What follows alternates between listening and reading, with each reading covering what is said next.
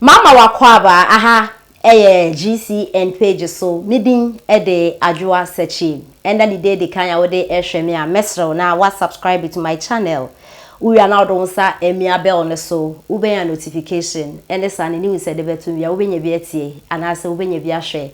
ewo GCN page ha. Na watching mu His Excellency Addo Dankwa Akufo Addo trend papa penya asem keto akra. Na amafu bebre na etwa ebo His Excellency Addo Dankwa Akufo Addo omo ekyese Addo embuga na fo kra na nienti Addo trend na Ghana fo etwa boni nyina ne se His Excellency Addo Dankwa Akufo Addo de nani ekyiremu ewo Ashanti region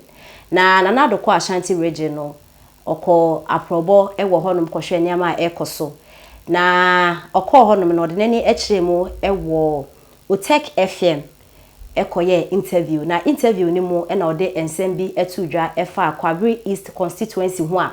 aya Ghana fo da obia etwa ebono na ewo sa ensemi mu no Owura James Kwabena Frimpon a oye spokesperson de ma Mampon Traditional Council aba out de ensema betudwa efa ensema His Excellency Addo Dankwa Akufo Addo de etudwa no na adofo ensem no emu enkyeremu ni His Excellency Addo Dankwa Akufo Addo de nani ekyiremu ewo Ashanti region kohwe niama ekoso ho titu pa eye the cutting of Swame interchange soda Addo ekokati o chese oba be si interchange no ho no because Asante fo eto aba de ma NPP amayoko panti ese omunya so mfa so na Addo de nani kyiremu ewo Ashanti region no oko menhia ekodi no djuma ho esanso eko baby bebre na oko Utek FM koye interview na interview ni mu eno mu bisa nse na Addo sisi KWABRE East fo so omo to aba ma omo a complain so omo kwanyenye na omo are disappointed wo mu anya do meto aba ma NPP amayoko ni bio na eno na Addo echeze oho mo to aba ma NPP amayoko na nya de eheda afa me ho saa because be bai nye akwan kwa na menye ma ya akwan bebre ma biebie factories chese ma ye free SHS ma ye nyema bebre nti se Ghana funya abotare na ekwan ne de meye na Addo sa na wokanya na reply na Addo de ma se aba na moto ma no mwanto ama no nya de fa no ho moto ma MPP mwanto ama MPP mfa no ho monkoto ma DC fo no Ghana fo si wonti ase enwemu twa bona na Addo pa anya asem keto akra na eno na Owura James Kwabena Frimpon a we spokesperson de Mampon Traditional Council edene samato dwa wo kire se ensema na Addo kind yade a KWABRE constituency omobu afu papa but sene eye road minister eye Owura Amoakoata edene samato dwa se omo kwan no mo beye no yade a ama no mo akoma atom yem omo de His Excellency Addo Dankwa Akufo Addo ne bone a che no wo comment a o make ede efa KWABRE East constituency na enti nsema Owura James Frimpon ede etudwa watching. Yeah, Nana. Now, bomb to say, what the Adam that will be a year pa. And right, minim Sauti, roads minister, or send out to me and Sapa Pepe. KWABRE, or my introduce you contractor be or Ghana ha.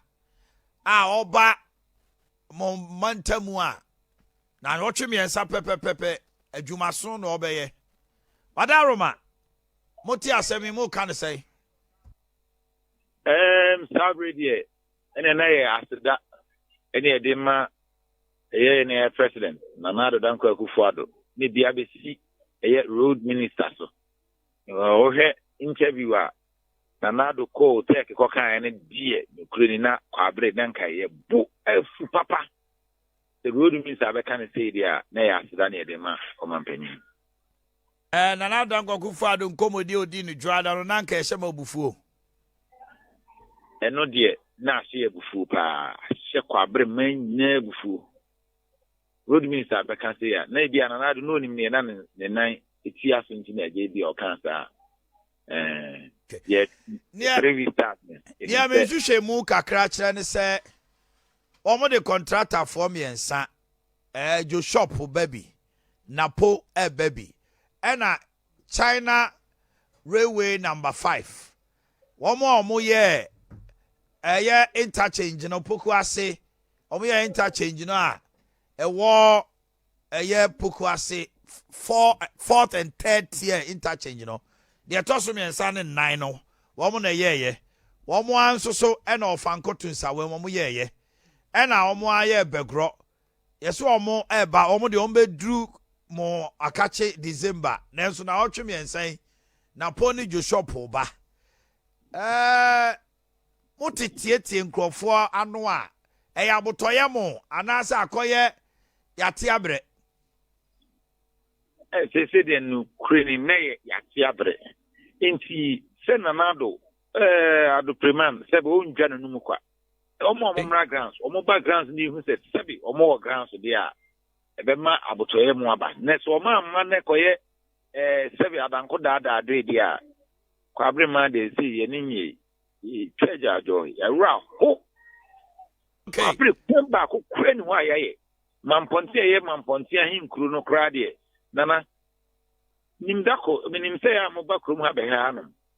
unya kwan kra na se bo dia ko fie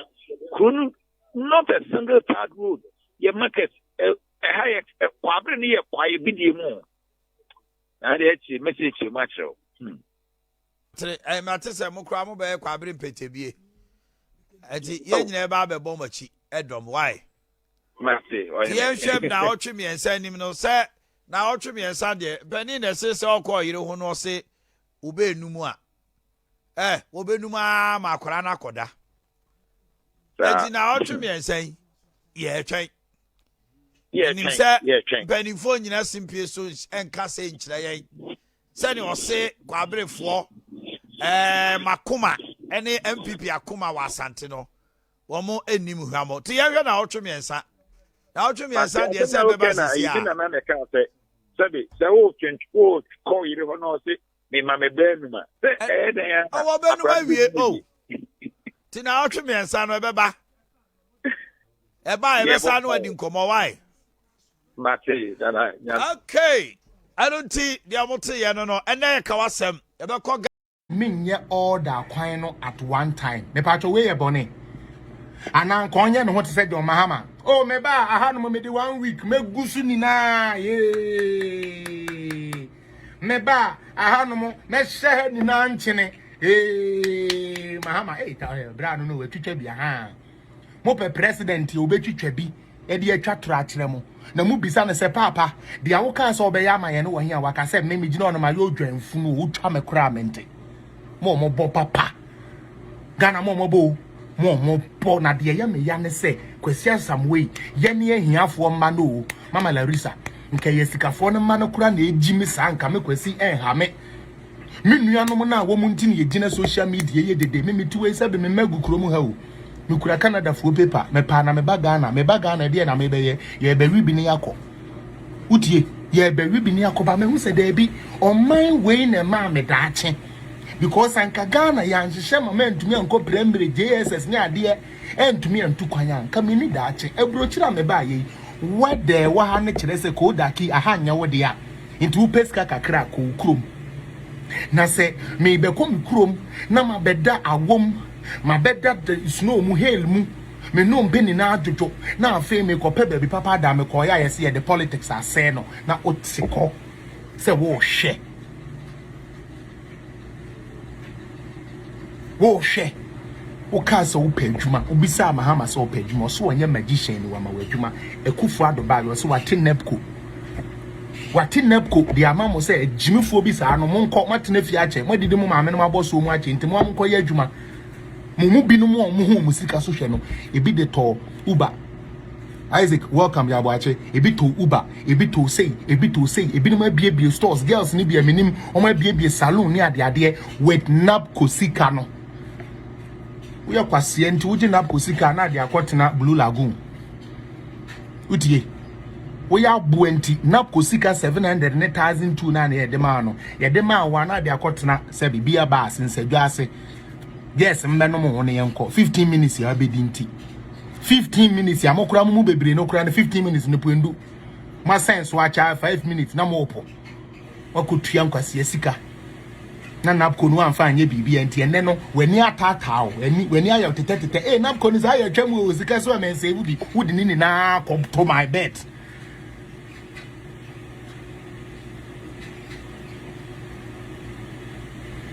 Classroom, or fellas, from what I have seen in Kumasi today, bro, slow down. Don't let. Some of what we have produced in these 6 years that we've been in office. And I'm not incidental. And also, I'm not for Kwabere, Manso, and an important. Because yet to be some of what we have produced to initiate